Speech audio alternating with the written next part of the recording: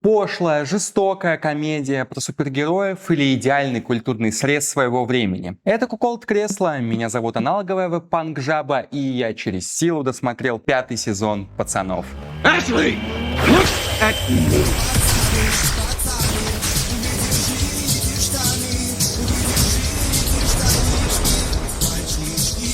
Включая каждую серию, в момент ее выхода я ловил себя на мысли, что очень хочу сделать на это обзор. Просто тупое хлебало в сторону Чимина. Он бог, и ты ему будешь поклоняться, мразь. Вечерочка, ебланы. Но у меня не было никакого желания врываться в нейрослоповые пересказы сюжета. Бушер отвечает жестко. Без суперов миру будет лучше. А, к сожалению, на ютубе уже вышло неповторимое эссе неповторимого Нюка, который я точно не смогу переплюнуть. Поэтому, сильно опоздав на хайп-трейн и скролля ленту YouTube, я пытаюсь понять, что же еще я такого могу вам рассказать, чего вы еще не слышали о The Boys.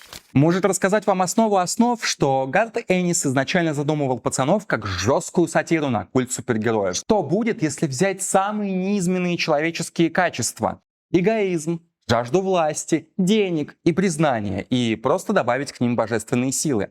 Получатся «Пацаны». История на 70 выпусков о том, что главная угроза для мира не суперспособности, а люди, которым эти суперспособности достались. Пару выпусков, к слову, изначально издаст дочка DC. Но вскоре менеджеры поймут, что совершают некий friendly fire, выстрел в колено, и права перекупят у них Dynamite Entertainment. Да простят меня люди с запахом, но комиксы зачастую стоят на 3 китах. Стильный концепт, выдающийся визуал и утомительнейшее чтиво. Ирония в том, что под красивой обложкой и супергеройского экшена можно спрятать вполне нетипичные идеи. Какой-нибудь банальный Дом М – отличная притча о недостижимости человеческого счастья. Но вот со словом у комиксов правда какие-то проблемы, и я не знаю, где именно причина. В возрасте аудитории, массовости жанра или ограничениях самой формы, когда мысли приходится утрамбовывать в маленькие белые облачка. И комикс «Пацаны», да простят меня фанаты, это утомительное произведение. Именно поэтому графические романы и комиксы, как ничто другое среди бумажно-буквенных изданий, требуют экранизации. Историям, рассказанных на матовых страницах, нужен не только мощный визуал, но и объемный текст. Раз уж мы заговорили об экранизациях, может рассказать вам про долгий путь «Пацанов» на телеэкраны? Забавно, что сериал, который отчасти стал критикой корпоративной культуры, сам из-за нее чуть и не погиб. Голливуд вообще любит скупать права на все, что хоть немного пахнет потенциальным хитом. И в 2008 году, когда «Пацаны» уже стали заметным явлением в гик-комьюнити, права на экранизацию выкупает Columbia Pictures. К проекту подключают Адама Маккея, который вместе с командой 4 года пытается собрать из комикса трилогию с бюджетом около $100 миллионов на каждый фильм. Но потом случается классическая голливудская математика. Рейтинг R значит отсутствие детской аудитории, следовательно, огромный бюджет принесет непонятные перспективы окупаемости. В итоге проект «Пацаны» закрывают. Еще несколько лет они будут кочевать по кабинетам Paramount, пока в 2016 году права не указываются у HBO.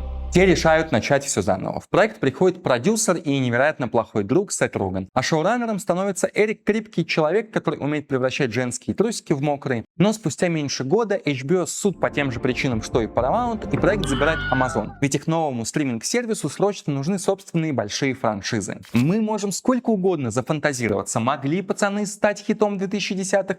Или не могли. Но я точно уверен, что стать маленькой культурной революцией внутри своего жанра — это вряд ли, потому что супергеройское кино тогда только училось выходить за рамки 2-часовой рекламы игрушек. В 2010-х жанр постепенно взрослеет. Человек-паук Сэма Рэйми, Бэтмен Кристофера Нолана, Константин Фрэнсиса Лоуренса, Хранители Зака Снайдера и даже первый Железный Человек Джона Фавро пытаются доказать простую вещь. За облегающими костюмами могут скрываться нормальные человеческие истории, а также они могут собирать зрителей и кассу. Но что там, например, Хеллбой, Хэнкок, Сорвиголова, Халк, Невероятный Халк? Как там с деньгами? Итоги нулевых — это то, что супергерои перестали восприниматься как исключительно детский аттракцион. Уже нормально обсуждать Хита Леджера за бизнес-ланчем, спорить ночью на кухне о моральных вагонетках Хранителей и всерьез говорить о том, что чем больше сила, тем больше ответственность. Но есть ли здесь место для сатиры? Есть. Зеленый стрекозец. А место для деконструкции Еще нет, ибо чтобы что-то сломать, сначала это что-то нужно построить. И к началу 2010-х годов построили. Marvel под руководством большого мышонка запускает машину, которая превращает супергеройское кино в отдельный культурный феномен. Да, первый «Железный человек» — это их последний настоящий фильм, а добротными железными человеками они маскируют сомнительных Торов. Да, у мышонка нет Оскаров, зато есть огромная прибыль, а у зрителей сладкая иллюзия причастности к чему-то большему, чем я. Фильмы Marvel — это действительно ортодоксальный кинокомикс в чистом виде. Посудите сами, сильные концепты, собранные из десятков кинокомиксных идей? Есть. Запоминающиеся персонажи? Есть. Добротный визуал до эпохи индийского аутсорсинга? Безусловно. Но фильмы Marvel слишком упрощены сюжетно.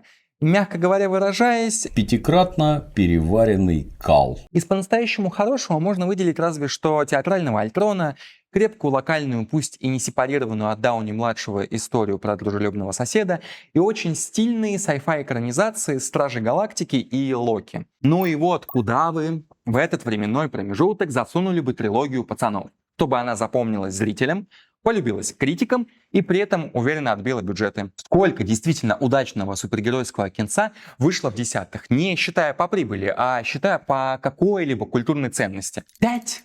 Даже если приплюсовать сюда конверт DC, то в бочке шлака выходит совсем немного меда. И в таком случае мы, наверное, можем поговорить, почему пацанам повезло появиться в нужное время и в нужном месте. Но, знаете, после саги о Теннессе всем становится очевидно, что индустрия выдохлась. Сожрал до атомов, чуть сам, блядь, не погиб. А зрители привыкли и даже устали от попкорновых блокбастеров. Наступает кризис жанра.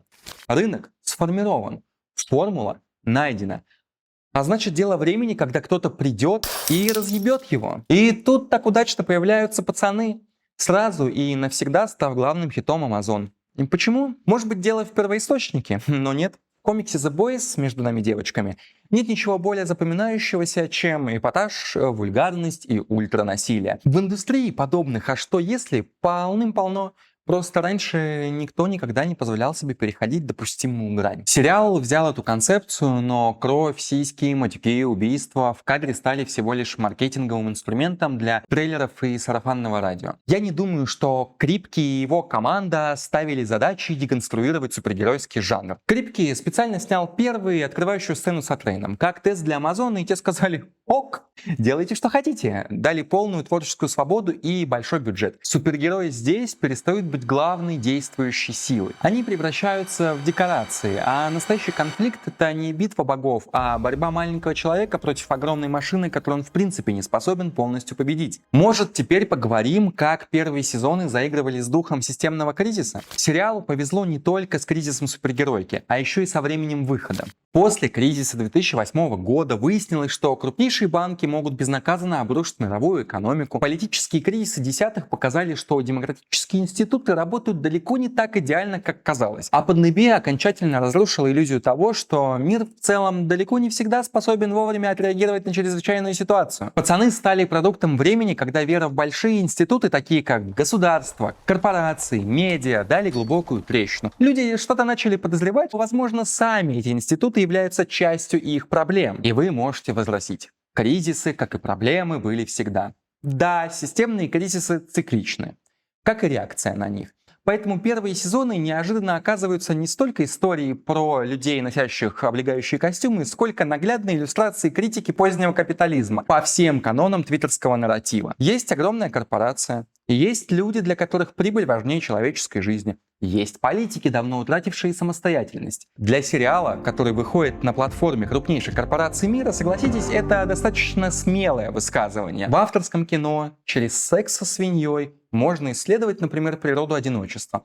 В массовом сериале приходится прятать свои идеи под литрами крови, черным юмором и экшеном. Сегодня, например, крупные компании тихо, не спеша лишают нас, например, правовладения, подменяя товары, аренды услуг. Пацаны просто делают перспективный, хотя уже не такой уж и перспективный, логический шаг и спрашивают: а что будет, когда государство начнет делегировать свои ключевые функции частному капиталу? Формально воет фармацевтическая компания, но по сути это государство внутри государства. Посудите сами, у нее есть армия, разведка, лоббисты, телевидение, собственные законы и пока еще ручной Супермен. Так получилось, что главным новым словом в супергеройском жанре стал вполне себе приземленный вопрос, что произойдет с обществом, когда государство потеряет монополию на насилие. И знаете, сериал на момент своего выхода не предлагает никакого решения. У Крипки надежды вообще никакой нет. Он приходит к выводу, что системе не нужен человек. Ей нужно общество, которое продолжит считать систему легитимной. Пока общество верит, капитал продолжает обращаться, институты продолжают работать, а отдельная трагедия остается всего лишь погрешностью в статистике.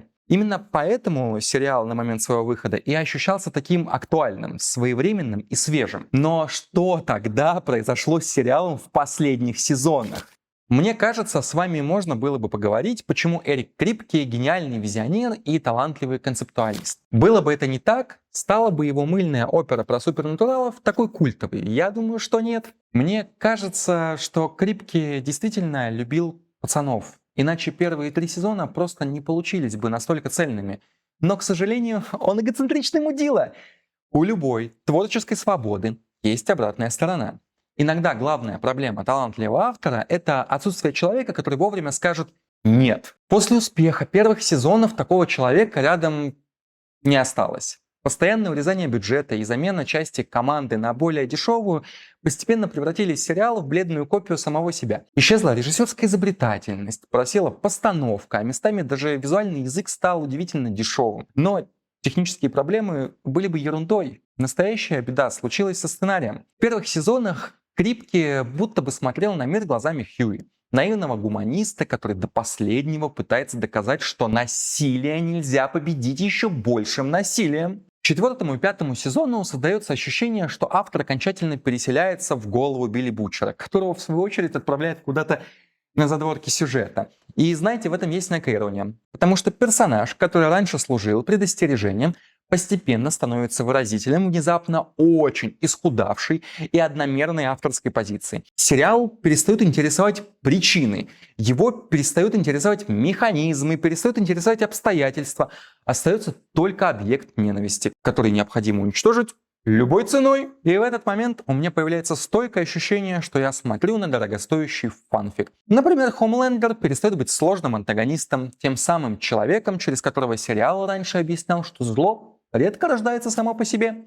Его формируют травмы, среда, культ личности, вседозволенность и, в первую очередь, общественный запрос. Первые сезоны убеждали нас, что Хомлендер не причина болезни, он лишь ее самое удачное проявление. Его создала не только лаборатория Void, его создала сама система. Но затем происходит подмена понятий, и вместо того, чтобы исследовать первопричины, сериал начинает искать их человеческое воплощение.